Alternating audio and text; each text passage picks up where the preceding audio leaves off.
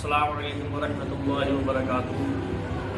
17 رمضان المبارک جنگ بدر تو اسلام کی پہلی جنگ تھی۔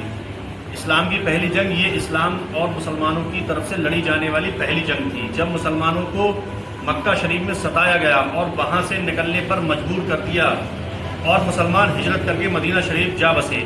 اس کے بعد بھی کافروں نے دم نہیں لیا اور طرح طرح سے پریشان کرتے رہے، تو اللہ اور اس کے رسول صلی اللہ تعالیٰ علیہ وسلم نے مسلمانوں کو جنگ کی اجازت دی۔ یہی وہ جنگ ہے جس میں نبی پاک صلی اللہ تعالیٰ علیہ وسلم نے پہلے ہی فرما دیا تھا کہ کون کون کافر کی جگہ مارا جائے گا، مرے گا۔ کافروں کی تیاری یہ تھی، یہ اسلام کی بہت ہی مشہور جنگ ہے جس میں کافروں کی طرف سے 1000 کا لشکر تھا اور سارے کے سارے جنگ کی مکمل تیاری کر کے 700 گھوڑے اور 170 اونٹ کھانے کی بھی کوئی دقت نہیں تھی۔ انہوں نے باندھ لیا تھا کہ ہر روز ایک امیر 10 اونٹ ذبح کر کے پورے لشکر کو کھلائے گا۔ مسلمانوں کی تیاری یہ تھی کہ آپ کو جان بوجھ کر بہت ہی تعجب ہوگا، آپ کو جان کر بہت ہی تعجب ہوگا کہ مسلمانوں کی طرف سے اس جنگ میں صرف 313 مجاہد تھے، جن کے پاس صرف 2 گھوڑے اور 70 اونٹ تھے۔ مسلمانوں کی فوج کافروں کی آدھی بھی نہیں تھی، نہ جنگی سامان مکمل تھا اور نہ ہی اناج کا انتظام تھا۔ اللہ کی مدد، پھر بھی اللہ کی مدد سے مسلمانوں کو فتح نصیب ہوئی۔ اس کا ذکر قرآن شریف میں بھی ہے۔ اللہ نے فرشتوں کو اس جنگ میں مسلمانوں کی طرف سے لڑنے کے لیے بھیجا۔ جنگ کا انجام، مسلمانوں کی طرف سے 14 صحابہ شہید ہوئے اور کافروں کی طرف سے 70 مارے گئے اور 70 کو قید کر لیا گیا۔ قیدیوں کا انجام، جب یہ لشکر فتح حاصل کر کے مدینہ شریف پہنچا تو ان کا اچھے انداز میں استقبال کیا گیا۔ کافروں کی طرف سے جو 70 قید ہو کر آئے ان کو اللہ کے رسول صلی اللہ تعالیٰ علیہ وسلم نے صحابہ میں بانٹ دیا اور فرمایا ان کا خیال رکھا جائے۔ نبی پاک صلی اللہ تعالیٰ علیہ وسلم کا فرمان تھا کہ صحابہ خود تو کھجور کھا کر رہ جاتے لیکن ان کے لیے گوشت فراہم کیا کرتے تھے۔ بعد میں فیصلہ کرنا تھا کہ ان کے ساتھ کیا کیا جائے۔ کسی نے کہا ان کو قتل کر دیا جائے، کسی نے کچھ کہا، مشورہ دیا، لیکن حضرت ابو بکر رضی اللہ تعالیٰ عنہ نے مشورہ دیا کہ مسلمانوں کی مالی حالات بہت کمزور ہے، اس لیے قیدیوں سے فدیہ لے کر انہیں چھوڑ دیا جائے، اور اس وقت 4000 درہم ایک مجرم کی قیمت لگائی گئی تھی۔ ماشاءاللہ۔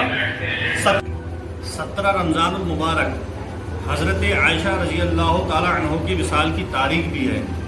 حضرت عائشہ رضی اللہ تعالیٰ عنہ نبی پاک صلی اللہ تعالیٰ علیہ وسلم کے پیارے صحابی اور اسلام کے پہلے خلیفہ حضرت ابو بکر رضی اللہ تعالیٰ عنہ کی بیٹی ہیں۔ آپ کی پیدائش مکہ شریف میں ہوئی اور نکاح نبی پاک صلی اللہ تعالیٰ علیہ وسلم، آپ نبی پاک صلی اللہ تعالیٰ علیہ وسلم کی بیویاں میں اکلوتی ایسی ہیں کہ ان سے نبی نے نکاح کیا اور یہ کنواری تھی۔ آپ سے نبی پاک صلی اللہ تعالیٰ علیہ وسلم بہت محبت فرماتے ہیں۔ جب پیارے نبی صلی اللہ تعالیٰ علیہ وسلم نے دنیا سے پردہ فرمایا تو آپ صلی اللہ تعالیٰ علیہ وسلم حضرت عائشہ رضی اللہ تعالیٰ عنہ ہی کے حجرے کمرے میں تھے۔ آپ نبی پاک صلی اللہ تعالیٰ وسلم کے پردہ فرمانے کے بعد تقریباً 47 سال تک باحیات رہی۔ آپ ذہن کی بہت تیز تھی۔ آپ نے 2210 حدیثیں نبی صلی اللہ تعالیٰ علیہ وسلم سے امت تک پہنچائی۔ آج ہی کے دن 17 رمضان المبارک ہجرت کے 58 سال بعد آپ کا وصال ہوا۔ سبھی مسلمان سے گزارش ہے کہ ام المؤمنین حضرت عائشہ رضی اللہ تعالیٰ عنہ کے لیے خوب ایصال ثواب کریں، اور آپ کے 17 رمضان المبارک ایک اور اہم یادگار ہے حضرت رقیہ رضی اللہ تعالیٰ عنہ جن کو ہم نے بھلا دیا۔ یہ نبی پاک صلی اللہ تعالیٰ علیہ وسلم کے نبوت کے اعلان سے 7 سال پہلے، جب پیارے نبی صلی اللہ تعالیٰ علیہ وسلم کی عمر کا 33واں سال تھا، پیدا ہوئی اور شروع اسلام ہی میں اسلام قبول کر لیا۔ پہلے ان کا نکاح ابو لہب کے بیٹے عتبہ سے ہوا تھا، لیکن ابھی ان کی رخصتی نہیں ہوئی تھی کہ سورہ تبت یدا نازل ہوئی اور ابو لہب کو اپنی رسوائی برداشت نہیں ہوئی۔